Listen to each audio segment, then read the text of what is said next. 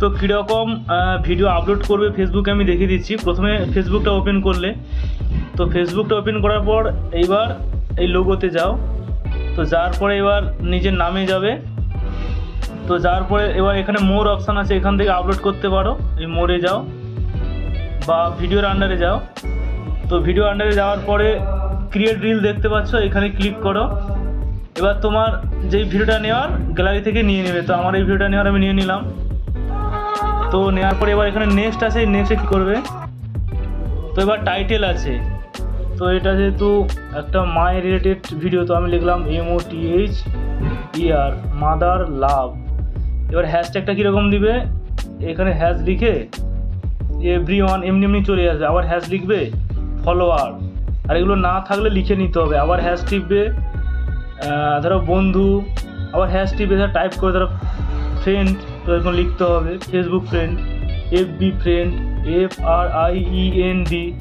আবার একটু পেজ দেবে, আবার হ্যাশ চিহ্ন নেবে, নিয়ে লিখবে ধরো ভাইরাল, VAIRAL ভাইরাল। এই যে ভাইরাল লেখার সঙ্গে সঙ্গে ভাইরাল ভিডিও চলে এসছে। তারপরে হ্যাশ নেবে রিলস, REELS। তো এরকম 4-5টা দেওয়ার পরে এবারে এই @ দেখছো এখানে মারবে, এটা মেনশন। তো মেনশনে আসার পরে ফলোয়ার করে দেবে বা হাইলাইটস, যে কোনো একটা। আমি হাইলাইটস নিয়ে নিলাম। তো দেখো এই 5টা কিন্তু, এই 6টা কিন্তু আমি হ্যাশ চিহ্ন দিয়ে লিখেছি, আরগুলো হচ্ছে হাইলাইটস। তারপরে কি করবে, ব্যাক মারবে ফোনে, দেখো নিচের দিকে আসবে, আসার পরে ট্যাগ আছে, ট্যাগ নেওয়ার দরকার নেই, লোকেশান আছে, লোকেশানে ক্লিক করবে। চাইলে লোকেশান নিতে পারো, না নিতে পারো। আমি কলকাতা করলাম, তো কলকাতা নিয়ে সার্চ করলে ধরো কলকাতা নিলাম।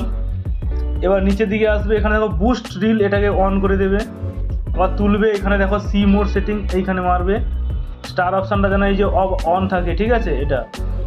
তার নিচে শেয়ার গ্রুপ আছে, এই শেয়ার গ্রুপে তুমি চাইলেও গ্রুপে শেয়ার করতে পারো যদি তোমার কোনো গ্রুপে দেওয়ার থাকে। আমি এবার দেখিয়ে দিই।